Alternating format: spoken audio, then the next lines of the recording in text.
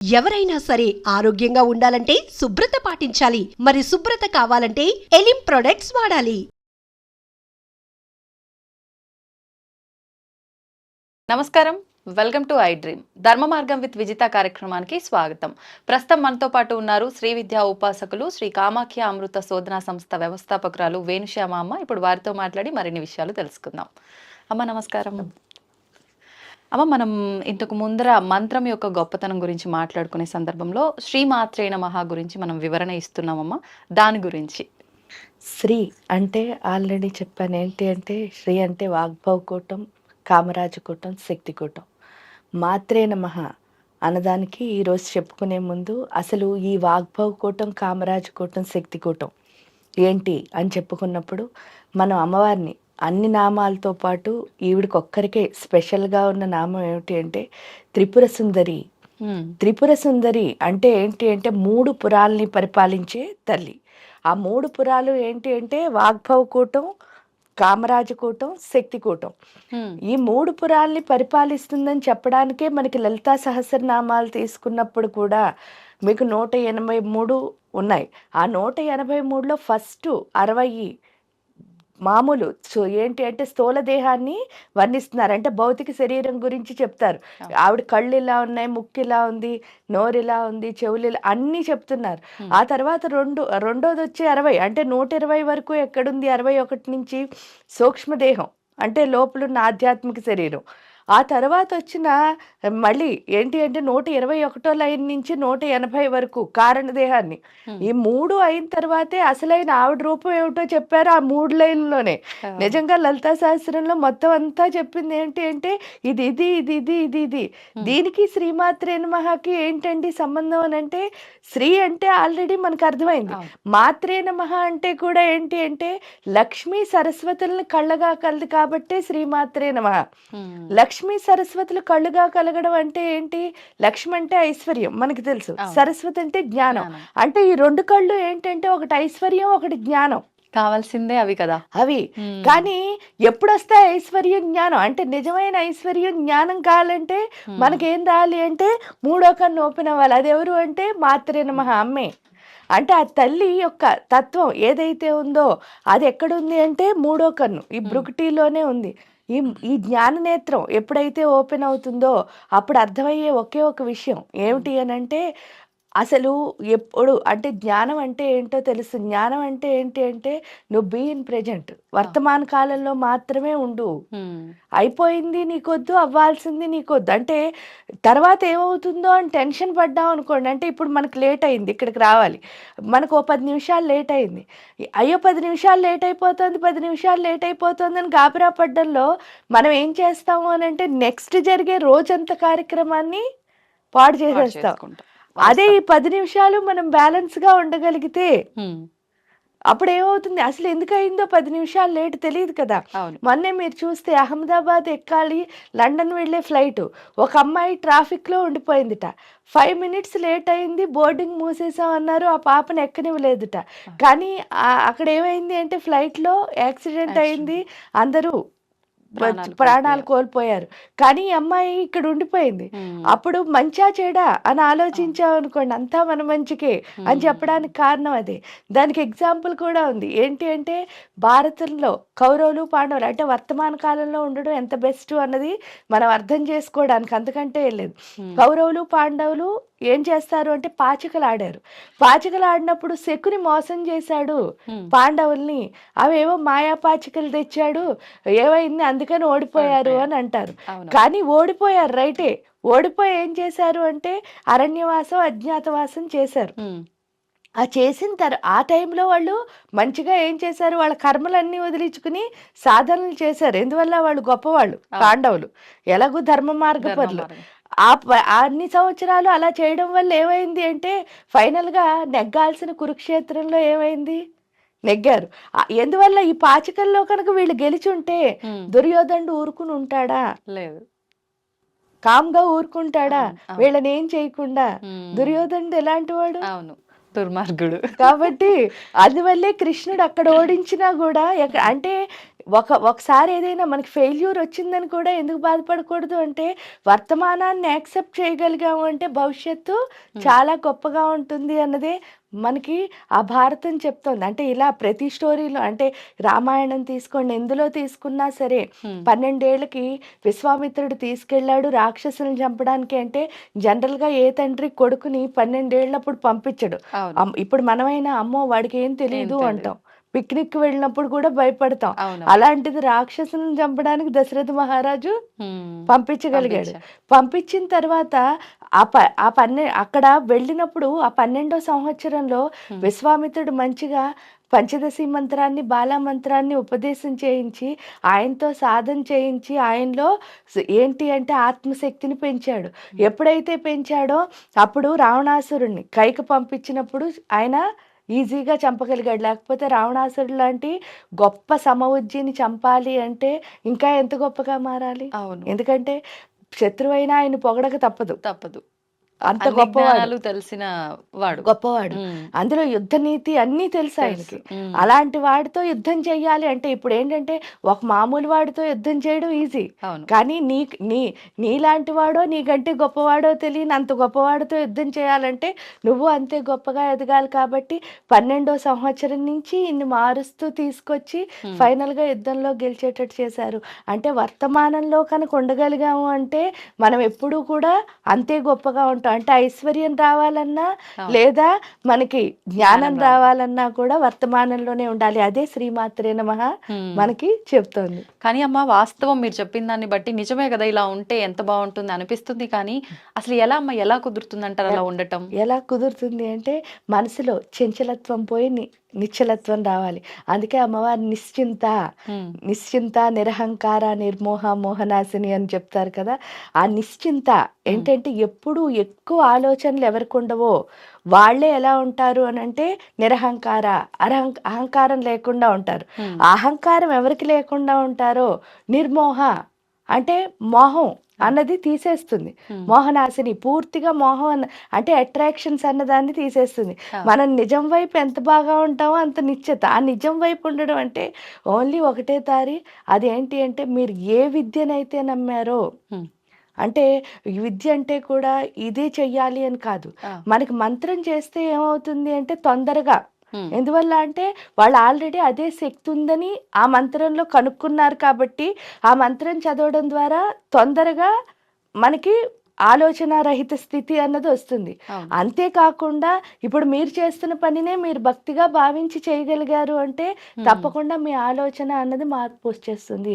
ఎందుకంటే మీ పనిలో మీరు కష్టపడ్డం ఎప్పుడైతే, అందుకే సేవ అని చెప్తారు. అంటే పూజ ఏది చేసినా అన్నిటికంటే సేవ ప్రేమ అన్నదే ఫైనల్ అని చెప్పడానికి కారణం ఏంటంటే మన శరీరాన్ని ఎంత కష్టపెడతామో అంత ఆలోచన అన్నది తగ్గిపోతుంది. ఎందుకంటే మీరు కష్టపడ్డారనుకో ఇంకోళ్ళని మీరు తొందరగా ఏం చేయలేరు, ఇబ్బంది పెట్టలేము, ఒకటి వాటి గురించి మాట్లాడలేరు. ఇవన్నీ ఎప్పుడైతే తగ్గిపోయాయో మీ ఆలోచన మీ పని మీదే ఉంటుంది. కానీ అమ్మ, ప్రస్తుతం ఉన్న సమాజంలో ఇలా పాజిటివ్గా ఉండి మన పని మనం చేసుకుని ఎదుటి వారిని ఇబ్బంది పెట్టకూడదన్న ఆలోచన ఉన్న వాళ్ళు చాలా తక్కువ మంది ఉన్నారు. ఒకవేళ మనమే అట్లా ఉన్నాము అంటే చూస్తున్నాం కదా, వాళ్ళే ఎక్కువ ఇబ్బంది పడాల్సి వస్తుంది. ఇలాంటి దుర్మార్గపై ఆలోచనలు ఉన్న వాళ్ళ మధ్యలో బ్రతకడమే కష్టంగా మారిపోతుంది. అలాంటప్పుడు కొన్ని సందర్భాల్లో అనిపిస్తుంటుంది, నేను ఎందుకు ఉండొద్దు కన్నింగా, వాడు కన్నింగా ఉన్నాడు, ఏమైంది, వాడు బాగున్నాడు కదా, నేనే బాధపడుతున్నా అనవసరంగా అని వీళ్ళు మారటానికి ప్రయత్నించే వాళ్ళు కూడా చాలా మంది ఉంటున్నారమ్మా ఈ మధ్యలో. కానీ ఏంటి అంటే ధర్మం అన్నది ఎప్పుడు ఫైనల్గా, ఎందువల్ల మీరు పాండవులు కౌరవులు చూసినా, రాముడు రావణాసురుడు చూసినా ఫైనల్గా గెలిచేది ధర్మమే కదా. అంటే ఫస్ట్ హ్యాపీగా అనిపిస్తుందేమో, కానీ ఫైనల్ ఏంటి అని మనం ఆలోచించుకున్నప్పుడు మనం అసలు మారడం అవసరం లేదు అన్నది మనకు అర్థమవుతుంది. దానికి తోడు ఏంటి అంటే నిజంగా కూడా ప్రపంచం అంతా మీ చుట్టూ కన్నింగ్గా ఉన్నా మీరు ఉండకూడదు అని కనుక మీరు ఖచ్చితంగా నిర్ణయం తీసుకుంటే డెఫినెట్గా ప్రకృతి మొత్తం మీకు హెల్ప్ చేస్తుంది. అంటే వీళ్ళు మీకు ఏమైనా చేయాలన్నా ప్రకృతిలో ఏటో ఒకవైపు నుంచి మీకు అది జరగకుండా ఆపితే చాలు కదా, అది జరుగుతుంది కదా. అది జరిగినప్పుడు మీకు ఇంకా ఈ లిమిటేషన్స్ లో ఎందుకు వెళ్ళాలి. అది మనకు అర్థం అవ్వాలి అంటే తప్పకుండా ఏదో ఒక మంత్ర జపం చేయాలి. నేను ఎక్కువ చేయలేనండి అనిపించింది అనుకోండి, చక్కగా ఇదే చెప్తున్నాను కదా, నిశ్చింత నిశ్చింత నిశ్చింత అనుకున్నా చాలు, ఆ చింతలన్నీ పోతాయి. అమ్మ ఇప్పుడు భగవంతుడైనా అనుకుంటూ ఉంటాం ప్రతి ఒక్కరం కూడా, ఏదో ఒక టైంలో అనిపిస్తుంది ఏదైనా చెడు చేయాలి అని అంటే అది ఆలోచన వచ్చిన వెంటనే ఆచరణలో పెట్టేస్తాం తెలియకుండానే. అంటే భగవంతుడు దీనికి ఇంత తొందరగా సహకరించాడా అనిపిస్తుంది. ఏదైనా మంచి చేయాలి అని అంటే మీరు ఇందాక అన్నట్టుగా దానికి ఓపిక చాలా అవసరము, ఎన్నెన్నో నిందలు పడాల్సి వస్తుంది, ఇంకా అవసరమా అనే ఒక ఆలోచన స్థితికి కూడా తీసుకెళ్తుంది. అంటే భగవంతుడు కూడా మంచికి ఇన్ని పరీక్షలు ఎందుకు పడుతున్నాడు అంటారు? అంటే మీ లైఫ్లో మీరు ఎంత పెద్ద పని చేయాలనుకుంటున్నారో అంత ఎక్కువ కష్టపడాలి అన్నది రూలు. ఓ అప్పుడు మీరు ఇప్పుడు చూడండి, అందరూ నార్మల్గా ఒక మనిషికి అన్నిటికంటే ఎక్కువ భయం ఏంటంటే ప్రాణం. అవును. నేను చచ్చిపోతానేమో అని భయపడ్డమే మనకి అంటే నార్మల్గా పెద్ద భయం. అంటే ప్రతి క్షణం చచ్చిపోతానంటూ ఏం చేస్తున్నావు, ఎప్పుడో చచ్చిపోవాల్సిన చావుని ప్రతిరోజు చచ్చిపోతున్నావు. అది ఎక్కడి వరకు అది స్వార్థం అవుతుంది. కానీ నేను చచ్చిపోతే వీళ్ళు ఎలా బతుకుతారో అనుకోవడం ఏదైతే ఉందో అదేమవుతోంది, అది ఇంకో రకమైన భయం. అదేమిటి అని అంటే ఈ సృష్టిలో నువ్వు దేన్ని ఆపలేవు, నువ్వు లేకపోయినా ఏ పని ఆగదు. ఎందుకంటే నీ ముందు ఈ సృష్టి జరిగింది, నీ తర్వాత ఈ సృష్టి జరిగింది, జస్ట్ మధ్యలో నీ పాత్ర నువ్వు చేస్తున్నావు. ఇది ఏంటి అంటే ఒక చిన్న సంఘటన చెప్తాను. అంటే నిన్నే నేను ఒక చోట ఒక ఆర్టికల్ చదివా. ఆ ఆర్టికల్లో ఏంటి అంటే స్వాతి వీక్లీలో యుద్ధనపూడి సులోచనారాణి గారని ఆవిడ నవల్స్ బాగా వచ్చేవి. వస్తే ఆవిడని ఒకళ్ళు అడిగారట ఒక ప్రశ్న. ఏమని అడిగారు అంటే, ఒక పత్రికా విలేకరు ఇలాగే అడిగారట, ఇప్పుడు మీరు ఇంత సక్సెస్ఫుల్ ఉమెన్ కదా, ఎవరైనా కనుక ఇలాగే అవ్వాలి అంటే మీరు ఇచ్చే సలహా ఏమిటి అంటే, జనరల్గా ఏంటి అంటే ఆడవాళ్ళకి పక్కింట్లో ఏమవుతుందో చూడడం బాగా అలవాటు. అందువల్ల అది పట్టించుకోకుండా నా పని నేను చేసుకుంటాను అని చెప్పేసి మన పని మనం చేస్తూ మధ్యలో వచ్చిన కొమ్మలన్నిటికీ హెల్ప్ చేసుకుంటూ వెళ్ళిపోయాం అనుకోండి, ఎప్పుడూ హ్యాపీగా ఉంటామని చెప్పారు ఆవిడ. అప్పుడే మనం సక్సెస్ అవుతాం లైఫ్లో. ఎందుకు అనంటే జనరల్గా డీవియేషన్స్ ఎందుకు ఉంటాయి అంటే, ఇక్కడ ఎడానాడికి చాలా శక్తి ఉంటుంది. అంటే స్త్రీకి ఉన్నదే ఎనర్జీ. ఆ ఎనర్జీ ఏం చేస్తూ ఉంటుందంటే ఎప్పుడూను స్పీడ్గా చేయిస్తుంది పని. అంటే ఇక్కడ తప్పు రైటు కాదు, అంటే మీరు అన్నట్టు చూడండి, అంటే తప్పు పని స్పీడ్గా అవుతుంది, రైట్ పని స్లోగా అవుతుంది లేదు. ఏదైనా స్త్రీ అనుకుంది అంటే ఇమీడియట్ యాక్షన్ ఉంటుంది. పురుషుడు ఏంటి అంటే ఆయనకి పింగళానాడులో శక్తి ఉంటుంది, అందుకని ఆయన ఏం చేస్తూ ఉంటాడు, ఎక్కువ ఆలోచిస్తాడు. అంటే ఇది ఎలా చేయాలి, చేస్తే ఏమవుతుంది, ఇవన్నీ పురుష శక్తి. స్త్రీ శక్తి ఏంటంటే ఇమీడియట్ యాక్షన్. ఎప్పుడైతే ఇమీడియట్ యాక్షన్ అంటే మంచి అయినా చెడైనా ఇమీడియట్ గానే యాక్షన్. అసలు పెళ్లి అన్నది పెట్టడానికి రీజనే అది. ఏంటి అంటే వీళ్ళు తొందర, అంటే అన్ని ఫాస్ట్ గా చేయాలి, వీళ్ళు స్లోగా చేస్తారు. వీళ్ళ ఆలోచన శక్తిని ఫాస్ట్ ని కలిపితేనే సమాజం ముందుకు వెళుతుంది. కరెక్ట్.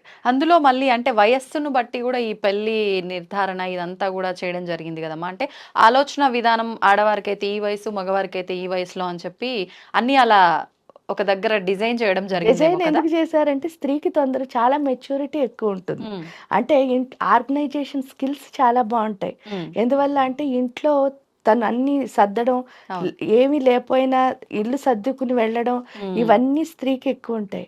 పురుషుడికి ఏంటి అంటే మెచ్యూరిటీ అన్నది కొంచెం లేటుగా ఉంటుంది. ఎందువల్ల అంటే ఎప్పుడైతే ప్లానింగ్ మాత్రమే ఉందో, యాక్షన్లో లేమో, అప్పుడు ఏమవుతుంది, మీరు ప్లాన్ వేస్తారు కానీ అది ఎలా చేయాలో తెలియదు కదా.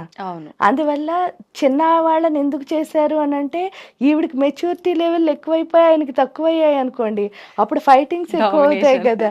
అందువల్ల ఏంటి, అందులో ఈవిడ శక్తి స్వరూపం. అందువల్ల ఏంటి అంటే డెఫినెట్ గా డామినేషనే ఉంటుంది. ఆ డామినేషన్ తట్టుకోవాలి అంటే ఆయన కూడా అదే మెచ్యూరిటీలో ఉండాలి. అందువల్ల ఈక్వల్ వయసు వద్దు అని చెప్పడానికి కారణం ఏంటి అంటే, లైఫ్ సాఫీగా జరగాలి అంటే కొంచెం పెద్దవాళ్ళని చేసుకుంటేనే బెస్ట్. అలా కాకుండా ఏంటి అంటే ఇద్దరు మంచిగా మెచ్యూరిటీ ఉన్న వాళ్ళు ఉన్నారనుకోండి, ఒకే వయసు చేసుకున్నా ఏం పర్వాలేదు. అంటే ఒక్కొక్క ఫ్యామిలీలో చిన్నప్పటి నుంచి రెస్పాన్సిబిలిటీ తీసుకున్న అబ్బాయిలు కూడా ఉంటారు. అప్పుడు ఇద్దరు కలిసి ఒకే వయసు వాళ్ళు చేసుకున్నా ఏమీ అవ్వదు, వాళ్ళు హాయిగా లైఫ్ ఏదైనా అర్థం చేసుకునే దాన్ని బట్టి ఉంటుందేమో కదమ్మా. ఇప్పుడు ఒకప్పుడు ఇవన్నీ చూసేవాళ్ళు కానీ ఇప్పుడు ఇవన్నీ కూడా చూడట్లేదు. దాని వల్లేనో ఏమో తెలియదు, కొంతమంది బాగుంటున్నారు, కొంతమంది పెళ్ళైన కొన్ని రోజులకే, నెలలు కూడా కాదు కొన్ని రోజులకే విడిపోతున్నారు. అసలు ఏంటమ్మా అంటే మనకు వివాహం అయ్యే తంతు అంతా కరెక్ట్ గానే ఉంటుంది, ఒకప్పట్లా అవుతుందా అని అంటే అదొక క్వశ్చన్ మార్క్. మళ్ళీ మంత్రాలు చదవడం దగ్గర నుంచి మనం పాటించే విధానం దగ్గర నుంచి ప్రతి ఒక్కటి క్రమంగా జరుగుతూనే ఉంది. అయినా ఎందుకు కరెక్ట్ గా ఉండట్లేదు అంటే అండర్స్టాండింగ్ లేకపోవడం అనుకోవచ్చా, ఇంకేదైనా రీజన్ ఉందనుకోవచ్చా? రీజన్ ఏంటి అంటే ఇండివిజువాలిటీ అని ఒకటి పెట్టుకున్నారు. ఆ ఇండివిజువాలిటీలో ఏంటి అంటే చదువుకున్నాను అనుకుంటూ అవిద్యా స్వరూపుల కింద ఉంటున్నారు. అందుకే అమ్మవారిని విద్య అవిద్యా స్వరూపిణి. విద్య ఏంటి అంటే ఎప్పుడు అనుభవంగా ఉండాలి. అంటే ఇప్పుడు సపోజ్ చూడండి, మీరు చదువుకుంటారు, చదువుకుని ఒక ఏదో జాబ్ కోసం అని చదువుకున్నారు. నిజంగా అంటే డాక్టర్ చదువు, ఇంజనీర్ చదువు, ఇంకేదైనా చదవండి, మీ చదివిన చదువు మీ జాబులో ఎప్పుడు పనికొస్తుంది అంటే మీరు అక్కడ చెయ్యగా వచ్చిన అనుభవం మీకు పనికొస్తుందా, ఈ ఫస్ట్ నుంచి చదువుకున్న చదువు పనికొస్తుందా? రియల్ గా చెప్తే ఇది ఏంటి అంటే మనకు అర్థం చేసుకోవడానికి ఒకటి అంతే, అంటే ఇది అని ఫైనల్ గా. కానీ ఇక్కడికి వచ్చేసరికి అనుభవం మాత్రమే పనికొస్తుంది. అక్కడికక్కడే డెసిషన్ తీసుకోవాలి. ఎందుకంటే లైఫ్ లో ప్రతి దాంట్లోనూ కూడా, ఒక ఇంట్లో అయినా సరే మీరు అక్కడికక్కడ డెసిషన్ తీసుకోవాలి తప్ప అన్నిటికీ ఒకే మంత్రం పనికిరాదు. అది తెలియాలి అంటే ఫస్ట్ ఆఫ్ ఆల్ ఏంటి అంటే నేను చదువుకుంటున్నాను అంటే మార్కులు మాత్రం వస్తున్నాయి. ఎందుకు అంటే దాంట్లో అనుభవం లేదు, బట్టి పడుతున్నాం, చదువుకుంటున్నాం. ఇప్పుడు ఏంటంటే 600కి 600 మార్కులు కూడా వచ్చేస్తున్నాయి. అసలు లాంగ్వేజెస్ లో వెయ్యరు, కానీ ఇప్పుడు ఎలా వస్తున్నాయో వచ్చేస్తుంది. చిన్న పులి స్టాప్ కామ పోయినా అక్కడ ఒక మార్క్ కట్టు, అలాంటి 600 వస్తున్నాయి అందరికి. కానీ అది ఎందుకు పనికి రావటం లేదు అంటే ఇదేమవుతుంది, నీకు ఇప్పుడు సపోజ్ చూడండి, మీరు కష్టపడి ఏదైనా సాధించారు, అప్పుడు మీకు దాని వల్ల గుండెల్లో ఏమొస్తుంది, ఆనందం వస్తుంది. అదే మీకు ఏ కష్టం లేకుండాను ఏదో మీరు ఇందాక చెప్పిన కన్నింగ్ పనో తొంటరి పనో చేసి సంపాదించారు, అప్పుడు మీ గుండెకి హ్యాపీనెస్ వస్తుందా? ఉండదు. అంటే ముందర మనం ఏ స్టెప్ వేయాలన్నా మన దగ్గర ఆ నాలెడ్జే లేదు, భయపడుతూనే ఉండాలి. అందువల్ల ఏమవుతుంది, వీళ్ళు కష్టపడ్డారు అంటే ఊరికే అంటే చదివారు, దానివల్ల గుండెకి ఏం అనిపించటం లేదు. ఎందుకంటే నీకంటే నాకు ఎక్కువ మార్కులు రావాలంతే, అందుకని నేను చదువుతున్నాను. అందువల్ల నాకు నాకు దేని మీద ఇష్టం ఉండి నేను చదవాలి, చదువు మీద ఇష్టం ఉండి చదవాలి. మీకంటే ఎక్కువ రావాలని చదవకూడదు. అంటే అక్కడే నేను డీవియేట్ అయిపోయాను. కాంపిటీషన్ అంటే అదే కదా. ఎప్పుడైతే డీవియేట్ అయిపోయానో ఆ చదువు వల్ల నా గుండెకి హ్యాపీనెస్ లేదు.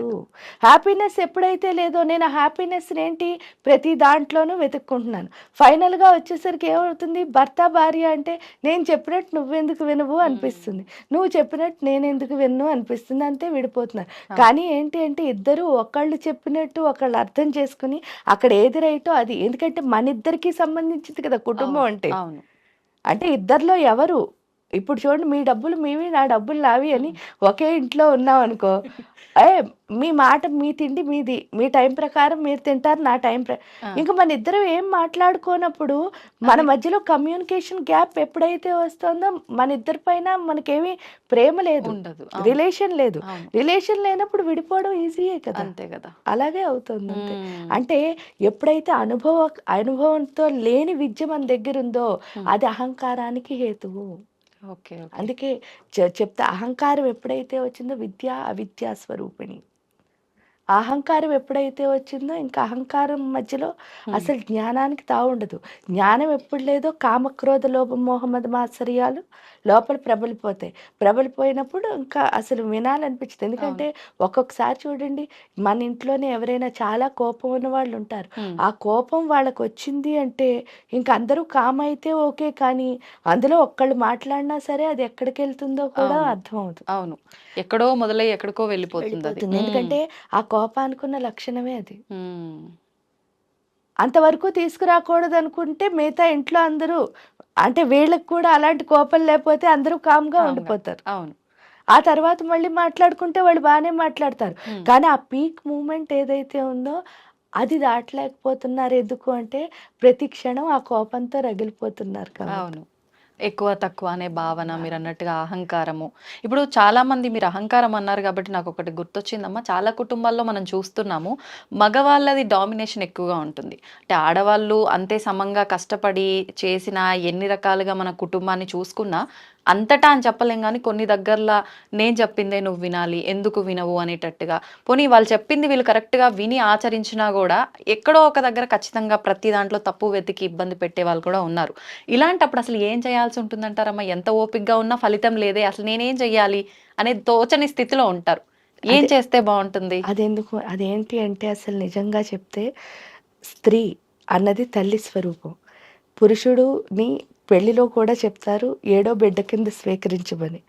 అప్పుడు మీ కొడుకు మీతో ఉన్నాడు, వాడు మాట వినట్లేదు అనుకోండి, మిమ్మల్ని ఇలా, ఎందుకంటే కొడుకులకు చూస్తారు, కొడుకులు కూతుళ్ళు నేను చెప్పిందే నువ్వు విను అంటారు. విను అంటే మనం ఏం చేస్తాం, కాసేపు వింటాం. ఆ తర్వాత మన ఇద్దరం కూర్చుని మాట్లాడుకున్నాం అనుకోండి, సమస్యకి పరిష్కారం దొరికేస్తుంది. అప్పుడు ఇంకా ఇవన్నీ రావు. అంటే అది పెరిగిపోవడానికి కారణం ఏమిటి అంటే ఫ్రీగా వాళ్ళు కూర్చుని ఒకళ్ళతో ఒకళ్ళు మాట్లాడుకోకపోవడమే ఇప్పుడున్న సమాజంలో. ఎందుకు మాట్లాడుకోరు అంటే ఆ గొడవ అక్కడికి అయిపోయిందా, అయిపోయిన తర్వాత మళ్ళీ నవ్వుతూ మాట్లాడుకున్నామంటే ఇద్దరం కలిసి ఏంటి అక్కడ గడిపేస్తున్నారు. ఆ గడిపేయడం వల్ల ఏమవుతుంది, గుండెల్లో ఉన్న బాధ పోవటం లేదు, ఇద్దరు గుండెల్లోనూ సేమ్ బాధ ఉంది. బాధ పోకపోవడం వల్ల మళ్ళీ సిచ్యువేషన్ వచ్చేసరికి దెబ్బలాడేసుకుంటున్నారు. అంతే అంతే అమ్మా. మళ్ళీ కొంతసేపు అయ్యేసరికి అలా కలిసి ఉండేవాళ్ళు కొంతమంది అయితే, కొంతమంది కలిసి ఉండట్లేదు, అంతే తేడా. కానీ ఒకే ఇంట్లో ఉన్న వీళ్ళు కలిసి ఉండనట్టే లెక్క. ఎందుకంటే మళ్ళీ ఆ సిచ్యువేషన్ మన లైఫ్ లోకి వచ్చింది అంటే, ఇప్పుడు సపోజ్ చూడండి, ఒక విషయం మీద మీరు ఎవరో ఇద్దరు కొట్టుకున్నారు, ఒక భార్య భర్త. ఇప్పుడు చెప్పండి మీరు డామినేషనే. ఆ డామినేషన్ అనే విషయం మీద కొట్టుకున్నప్పుడు ఆ తర్వాత కొంచెం సేపు పోయిన తర్వాత వాళ్ళు వీళ్ళు కూర్చుని మాట్లాడుకుని నేను ఇందుకు చేశాను అని కనుక ఆవిడ చెప్పగలిగారు అనుకోండి వారికి, అప్పుడు ఏమవుతుంది, అతను కూడా అర్థం చేసుకున్న తర్వాత ఇంకా మళ్ళీ అదే సిచ్యువేషన్ వచ్చినా మొన్న అది అయ్యింది కదా కాబట్టి ఇదేమో అని లింక్ చేసుకుంటారు, ఆలోచించే స్థితి వస్తుంది. ఎప్పుడైతే మీరిద్దరూ మాట్లాడుకోవటం లేదో, ఇప్పుడు నవ్వుతూ ఉన్నాం కదా అని వదిలేస్తున్నారు, కానీ అది క్యారీ ఫార్వర్డ్ అయిపోతుంది లైఫ్ అంతా. అప్పుడు ఏమవుతుంది, ఒకే విడిపోయిన వాళ్ళని చూసి అయ్యో 2 రోజుల్లో విడిపోయారని అనుకోక్కర్లే, కలిసి ఉన్న వాళ్ళు కూడా ఇంట్లో విడిపోయే ఉంటున్నారు. అవును అవును. అంటే ఆ సిచ్యువేషన్లో కలిసి ఉంటున్నారు, మళ్ళీ తర్వాత అదే క్యారీ ఫార్వర్డ్ అవుతుంది. ఎందుకంటే గుండెల్లో బాధపోవటం లేదు కదా. కాబట్టి చెయ్యాల్సిన పని ఏమీ లేదు, చక్కగా ఏ గొడవ అయినా సరే ఆ గొడవ గురించి మళ్ళీ కొంచెం సేపు పోయిన తర్వాత ఇద్దరూ ప్రశాంతంగా ఉన్నప్పుడు మాట్లాడుకుని, ఎవరిది తప్పు అయితే ఏం తప్పులేదు కదా, మన ఇద్దరం భార్యాభర్తలమే, ఇద్దరిలో ఎవరి తప్పు అయినా ఏమైపోదు, మన డిగ్రీ ఏం పోదు. కాబట్టి హ్యాపీగా ఉండాలి అంటే మాత్రం కూర్చుని ప్రశాంతంగా మాట్లాడుకోవాలి. ఆ సిచ్యువేషన్ అయిపోయింది కదా అని వదిలేయకుండా ఆ సిచ్యువేషన్ గురించి ఇద్దరు ప్రశాంతంగా మాట్లాడుకుని ఎవరి తప్పు అయితే వాళ్ళు అర్థం చేసుకుని మళ్ళీ నెక్స్ట్ టైం అది రిపీట్ అవ్వకుండా చూసుకుంటే సరిపోతుంది. అమ్మ, నిజంగా మీరు చెప్పిన దాన్ని బట్టి ఇది వాస్తవం. కూర్చొని మాట్లాడుకోవాలి, దాన్ని అక్కడికి సార్ట్అవుట్ చేసుకోవాలి. కానీ ఈ మధ్యకాలంలో ఈ మంత్రం చేసుకుంటే మీకు ఈ సమస్య తీరిపోతుంది, లేకపోతే ఈ రెమెడీ చేసుకుంటే ఇది తీరిపోతుంది, మొగుడు పిల్లలు కొట్టుకుంటున్నారా, మీరు కనుక ఇది చేస్తే అది క్లియర్ అయిపోతుంది, ఎలా క్లియర్ అవుతుందమ్మా? ఇది నమ్మొచ్చు అంటారా? ఎంతవరకు నమ్మొచ్చు అసలు? క్లియర్ అవుతుంది అంటే తప్పకుండా మంత్రం ఎవరైతే చేస్తారో, ఇక్కడ ఇది కూడా మంత్రం ఎవరైతే చేస్తారో వాళ్ళలో మార్పు వస్తుంది. మనలో ఎప్పుడైతే మార్పు వచ్చిందో వాళ్ళు ఏం చేసినా మనం వెళ్ళి మళ్ళీ సేమ్ ఇదే చేస్తాం కదా.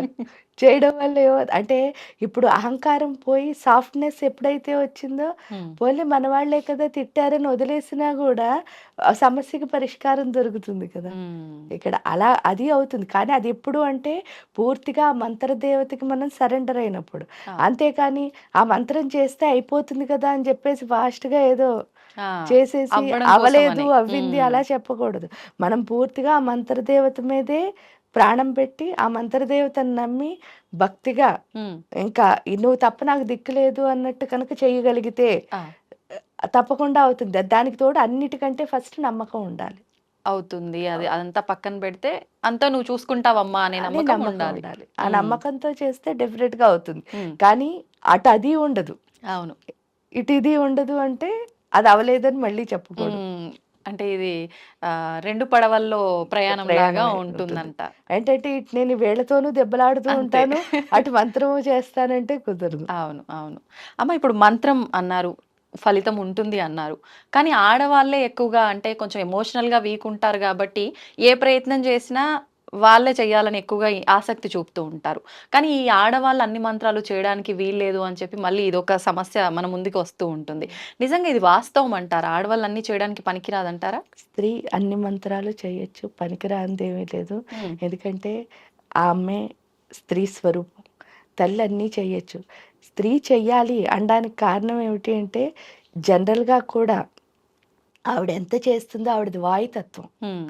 అంటే స్త్రీది వాయుతత్వం. వాయుతత్వం. అందుకే మీరు చూస్తే ఆడవాళ్ళ నోట్లో నువ్వు గింజ కూడా నాందో అని చెప్తారు. ఆ! అంటే ఈవిడికి ఒకటి చెప్తే బీబీసీలో వేయించినట్టే అని. అంటే అందరికీ స్ప్రెడ్ అయిపోతుంది. తెలిసిపోతుంది. వాయుతత్వం అవడం వల్ల అది స్ప్రెడ్డింగ్ ఎనర్జీ అన్నమాట. ఓహ్! ఎప్పుడైతే స్ప్రెడ్డింగ్ ఎనర్జీయో స్త్రీది తొందరగా ఇంట్లో ఇప్పుడు ఆవిడకి ఇవ్వడం ఒకటే తెలుసు. అవును. అమ్మకేంటి పిల్లలకి ఇవ్వడమే కదా తెలుసు. అంతే. అప్పుడు ఈవిడ ఏం చేసినా సరే ఇంట్లో ఉన్న అందరికీ ఏమవుతుంది? స్ప్రెడ్ స్ప్రెడ్ అవుతుంది. అవుతుంది. ఆ ప్రేమతత్వం వల్ల. హ్మ్. అందుకని స్త్రీని చేయమంటారు. ఓహ్! ఓకే. ఓకే. ఆవిడకి ఇవ్వడం ఒకటే తెలుసు కాబట్టి చక్కగా ఈవిడ చేసిన శక్తి ఇంట్లో ఉన్న అందరిపైన పనిచేస్తుంది కాబట్టి అందరూ సుఖంగా హ్యాపీగా ఉంటారని చెప్పేసి స్త్రీని చేయమంటారు. దానికి తోడు ఏంటి అంటే ఎమోషన్స్ ఎప్పుడు స్త్రీలో ఎక్కువ వాయుతత్వంతో పడి అందుకని ఆవిడ ఫాస్ట్గా అందరికీ చెప్పేయాలని ట్రై చేస్తారు. ఇక్కడ ఏమవుతుంది అంటే ఎమోషన్ కంటే రియలైజేషన్ ఇంపార్టెంట్. హ్మ్. ఈడ అమ్మ అంటే కూడా 4 స్టేజ్‌లు ఉంటాయి. ఆ! ఫస్ట్ స్టేజ్‌లో అమ్మ ఎలా ఉంటుంది అంటే స్వార్థంగా ఉంటుంది. హ్మ్. అదేంటంటే నా పిల్లలే, అన్నీ నా పిల్లలకే కావాలి. ఆ టైప్‌లో ఉంటారు. కానీ కొంచెం మెచ్యూరిటీ వచ్చిన తర్వాత ఆ తల్లి ఏమవుతుంది? వీళ్ళు కూడా మన అందరూ పిల్లలే మన కదా పిల్లలే. అని చెప్పేసి పెట్టడానికి ట్రై ఆ! చేస్తారు. అవును. ఆ తర్వాత కొన్ని రోజులు వచ్చేసరికి ఏమవుతుంది? అంతా ఒక్కటే. అంతే. ఆ తర్వాత వచ్చేసరికి ఇప్పుడు నీ పిల్ల ఇంకో పిల్ల వచ్చింది. హ్మ్. ఇద్దరిలో ఎవరు తప్పు చేశారో మీకు క్లియర్‌గా తెలీదు. తెలిసిపోయింది. మన పిల్లే. అవును. చేసిందని తెలిసినా సరే అక్కడ వాళ్ళ అమ్మో నాన్నో లేకపోతే రియాక్షన్ వేరేలా ఉంటుంది. వాళ్ళ అమ్మో నాన్నో ఉంటే రియాక్షన్ వేరేలా ఉంటుంది. అవును. అది పోవడాన్నే రియలైజేషన్ అంటారు. ఏంటంటే అది నా కూతురు తప్పు చేసినా సరే, ఇంకో కూతురు తప్పు చేసినా సరే, హ్మ్. మనం నిజంగా ఎవరు తప్పు చేశారో అది చెప్పగలిగే స్థితి ఏదైతే ఉందో అదే నిజమైన తల్లితనం. హ్మ్. అది కనుక వచ్చింది అంటే ఆ తల్లి వల్ల ఆ ఇంటికే కాదు ఆ ప్రపంచానికే మంచిది. అలాంటి తల్లులు కనుక వచ్చారు అంటే ఎందుకంటే పూర్వం భారతదేశంలో అలాంటి తల్లులే ఉండేవారు అందరూ. అవును. అలాంటి తల్లులు ఇప్పుడు కూడా మళ్ళీ వస్తే కనుక హ్మ్. ఏమవుతుంది అంటే దేశ పరిస్థితే మారిపోతుంది. అవునమ్మా. ఆ భారతమాత చాలా హ్యాపీగా ఉంటుంది. హ్మ్. మన భూమాత కూడా ఆనందంగా ఉంటుంది. అవును. కాబట్టి అందరూ తల్లులు అవ్వాలి అంటే మంత్ర సాధన మార్గం. హ్మ్. అమ్మ ఓంకారం చాలా ప్రాధాన్యత ఉంది ఓంకారానికి మన సనాతన ధర్మంలో.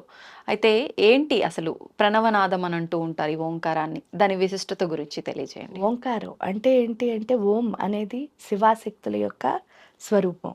కాబట్టి ఆ ఒక్క ఓంకారాన్ని కనుక జపిస్తే శివాశక్తి యొక్క తత్వం మన లోపలికొస్తుంది. హ్మ్. ఇప్పుడు నార్మల్‌గా ఏంటి అంటే శివుడంటే ఎక్కడున్నాడు?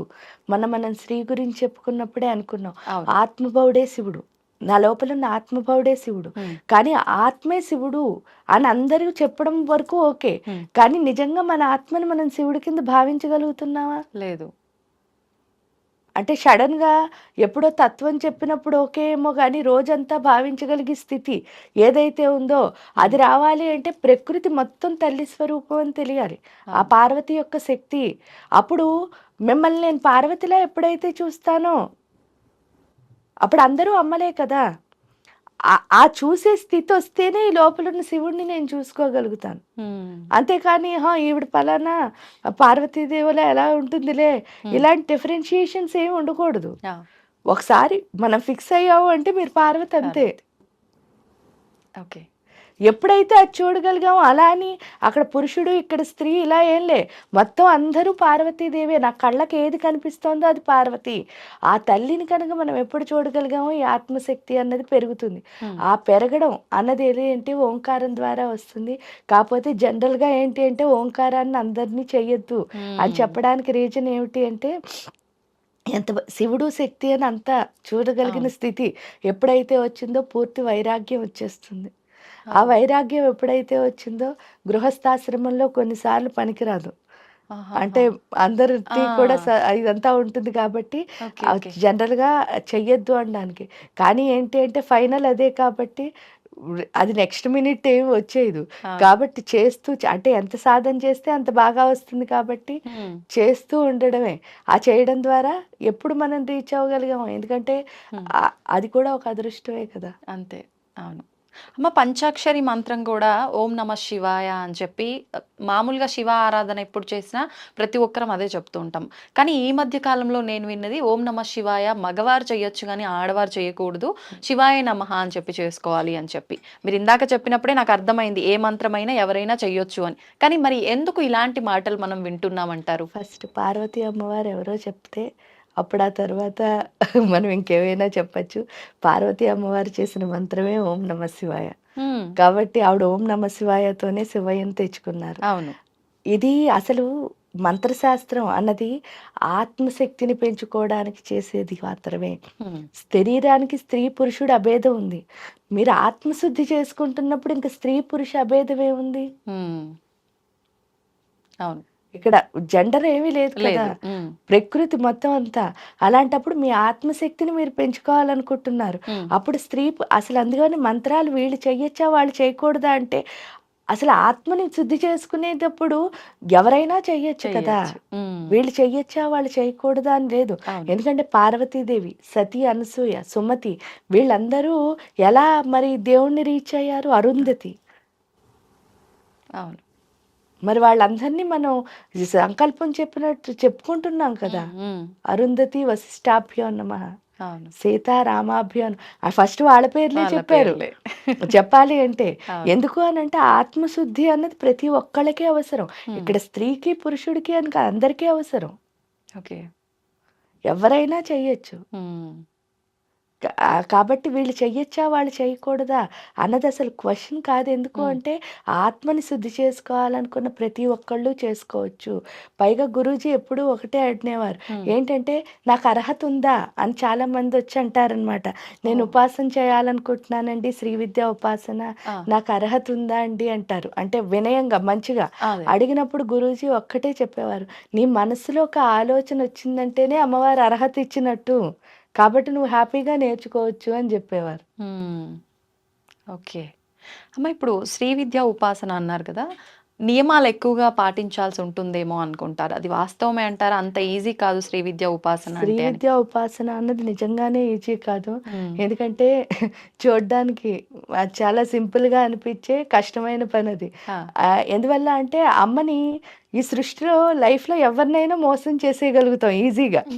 కానీ తల్లిని అసలెప్పుడూ అస్సలు. మోసం చేయలేం. ఎందుకు అంటే ఆవిడనందుకే సహస్రాక్షి. హ్మ్. ఈవెన్ ఇంట్లో తల్లినైనా మీరు చూస్తే, మనం ఏం చేసినా సరే నెక్స్ట్ మినిట్ ఆవిడ కనిపెట్టేస్తుంది. ప్రతి కదలిక ఆవిడకి తెలిసిపోతుంది. తెలిసిపోతుంది. ఎందుకు అంటే, తల్లి మన అంటే ఆవిడ ఆత్మకి, మన ఆత్మకి చాలా కనెక్షన్ ఉంటుంది. అవును. అందువల్ల మనం ఎక్కడ ఏం చేసినా సరే అమ్మకి ఈజీగా తెలిసిపోతుంది. హ్మ్. పిల్లలు ఎక్కడైనా చేయనివ్వండి. అదే. వాళ్ళేదో చేసొచ్చారు. ఆవిడ కనిపెట్టేస్తుంది కనిపెట్టేస్తది. మొత్తానికి. సో, ఆ తల్లయితే సాక్షిభూతమై మననే చూస్తూ ఉంటుంది. అవును. కాబట్టి ప్రతి క్షణం ఏంటంటే అమ్మని చాలా ఈజీగా కన్విన్స్ చేయొచ్చు అనుకునే పరిస్థితి ఉంటుంది గానీ, హ్మ్. అస్సలు కన్విన్స్ చేయలేనిది ఎవరైనా ఉంటే అది తల్లే. హ్మ్. ఎందుకు అనంటే ఆవిడకన్నీ తెలుసు. కాబట్టి మనలో ఏంటి అంటే ఒక్కొక్క అంటే చిన్ని తప్పు కూడా ఉండకూడదు. హ్మ్. మనలో ఉన్న ప్రతి లోపాన్ని బయటకు తీస్తుంది. అందుకని శ్రీ విద్యా ఉపాసన నిజం అంటే ఇది శరీరానికి సంబంధించిన నియమాల కంటే హ్మ్. ఆత్మ నిబంధనలు చాలా ఇంపార్టెంట్ శ్రీ విద్యా ఉపాసనలో. ఏంటమ్మా ఆత్మ నిబంధనలు అంటే? ఆత్మ నిబంధనలు అంటే ఏంటి అంటే నేను ఒకటి కమిట్ అయ్యాను. హ్మ్. దీక్ష అంటే అదే కదా! ఆ! దీక్షిత దైత్య సమని. మీరెంత దీక్షగా ఉంటారో హ్మ్. అంటే మీరు ఇక్కడికి 11కి రావాలనుకున్నారు సపోజ్. 11కి ఇక్కడికొచ్చేయాలి. ఓహ్!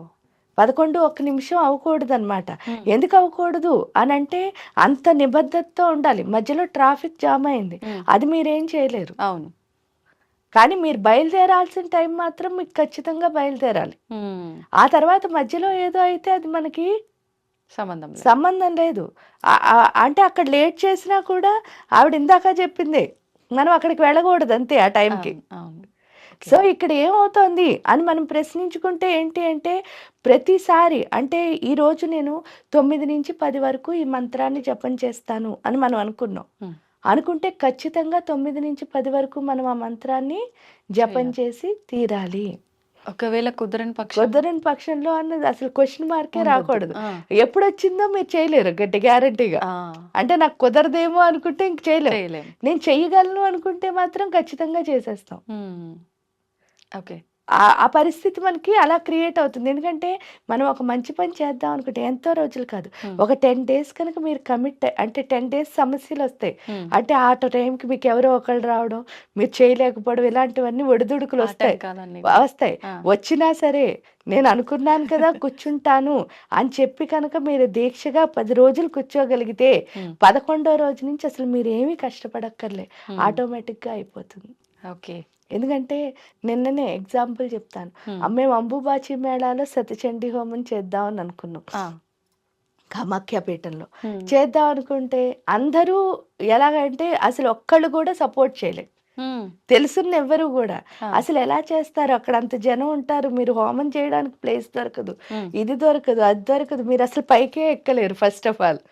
ఎందుకంటే పైకి ఎక్కలేమంటే మనకి కొండ కిందనే నుంచి నడిచే వెళ్ళాలి పైకి. ఇవన్నీ కారణాలు చెప్పారు.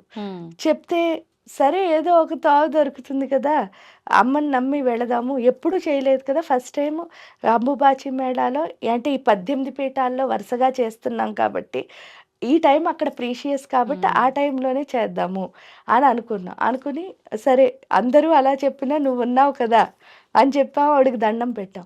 కానీ ఒక్కటి కూడా కష్టపడకుండా అది ఎలా వచ్చింది అంటే ఏమీ తెలీదు. అంటే ఏమి అసలు అంటే ఇలా పలానా వాడు పలుకుబడి ఉపయోగి అసలు ఏమీ చేయలే, కానీ వాటంతట అవే సమకూరే, హ్యాపీగా హోమం చేసుకున్నాం, హాయిగా వచ్చేసాం అంతే. అంటే దీన్ని బట్టి మీరు ఇందాక అన్నట్టు మనకు ఆ చెయ్యాలి చేస్తాం ఖచ్చితంగా అనే భావన ఉండాల్సిందే. అంటే అది ఒక్కటే ఉండాలి. అంటే నేను చెయ్యలేనేమో అని ఎప్పుడు అనుకున్నారో నెక్స్ట్ రోజే ఆగిపోతుంది. ఎందుకు అంటే ఆల్రెడీ మీరు ఆ ఎనర్జీని అక్కడ పెట్టేస్తున్నారు కదా. అవును అవును. అంటే నాకు కుదరదేమో, అలా టైం పెట్టుకుంటే అవ్వదేమో ఏం అనుకోకూడదు. చేద్దాం అనుకున్నాను, స్టార్ట్ చేస్తాను, మిగతాదంతా ఎవరు చేయించే వాళ్ళు ఉంటారు అంతే. ఓకే అమ్మ, ఇది ప్రతి ఒక్క విషయంలోనూ ఇలానే తీసుకోవాలంటారా? అంటే దేవత ఆరాధన విషయం ఒక్కటే కాదు, మన నిత్య జీవితంలో కూడా అంటే కీడెంచి మేలెంచు అని చెప్పి పెద్దవాళ్ళు చెప్తారు. అంటే ప్రతిదీ మనం ఇలా అవుతుందేమో అని ఆలోచించిన తర్వాత పాజిటివ్ అయితే బాగుంటుంది. మా పెద్దవాళ్ళు అలానే చెప్పారు, మేము ఇలానే ఆలోచిస్తామని. చాలామంది ఎక్కువ నెగిటివే ఆలోచిస్తూ ఉంటారు. అవ్వదు అవ్వదు అనుకొని అయితే చాలా హ్యాపీ ఉంటుంది, అవుతుంది అవుతుంది అనుకొని అవ్వకపోతే చాలా బాధపడతామని చెప్పి ఇలా ఆలోచించి అలా ఆలోచిస్తారు. దీన్ని ఎలా తీసుకోవచ్చు అంటారమ్మా? అసలు అవుతుంది అవ్వదు అన్నది మొదలైంది అంటే మీరు ఆ పని చేయడం ఎందుకు, వేస్ట్ కదా. మీరు ఏదైనా ఒక పని చేయాలి అంటే నా లైఫ్లో నేను సక్సెస్ అవనేమో అనుకుని మనం పని మొదలెడితే ఇంక పని ఎలా సక్సెస్ అవుతాం? అంటే అవుతుందనే కదా వెళ్ళాలి దేనికైనా. అవును. కాబట్టి అసలు అవ్వదు అన్న మాటే మన మెదడులోకి రాకూడదు. ఎప్పుడు వచ్చిందో ఆ పని అవ్వదు. మీకు డౌట్ వచ్చింది, ఆ పని చెయ్యొద్దు అసలు. లేదు అవుతుంది అనుకుని వెళ్ళండి. ఫస్ట్ చెప్పిందే 10 రోజులు కష్టం అవుతుంది. ఎందుకు అవుతుంది అంటే మీరు నుంచోరో చూడాలి కదమ్మా. ప్రకృతి అయినా ఏ పనైనా మంత్రం అని కాదు, మనం నుంచో చూడాలి కదా. అవును. ఇప్పుడు తల్లి తండ్రి అయినా మనని టెస్ట్ చేస్తారు కదా, చేస్తారు. ఇది చేయగలవా చేయలేవా, అవును నేను చేస్తానన్నవన్నీ నాకు ఇచ్చేయరు కదా, ఏది కరెక్టో కాదో చూస్తారు. మరి అలాంటప్పుడు ప్రకృతి కూడా అంతే, నేను కరెక్ట్ అంటే నాకు నిజంగా అది కావాలంటే నేను నుంచోవాలి. నుంచుంటే 10 రోజులు 11వ రోజు నుంచి మీరు అస్సలు కష్టపడక్కర్లే, వాటంతట అవే అయిపోతూ ఉంటాయి మీకే తెలియకుండా. వాటినే చాలా మంది దేవుడు పూజ చేసేవాళ్ళు మా లైఫ్లో మిరాకిల్స్ అంటే ఏంటి అసలు, మనం నుంచుంటేనే మిరాకిల్స్ వస్తాయి. ఎందుకు ఒక ఎగ్జాంపుల్ చెప్తాను. ఫస్ట్ టైం మదురై వెళ్ళామమ్మా. మదురై వెళ్ళినప్పుడు 10 days చాలా హ్యాపీగా, అంటే టెంపుల్లో ఎవరో ట్రస్ట్ వాళ్ళు పూజలకి తీసుకువెళ్ళారు, అక్కడ క్లాసులు అవి చెప్పాం కాబట్టి ఆ టెంపుల్లో చాలా చాలా మంచి భోగాలన్నీ జరిగాయి.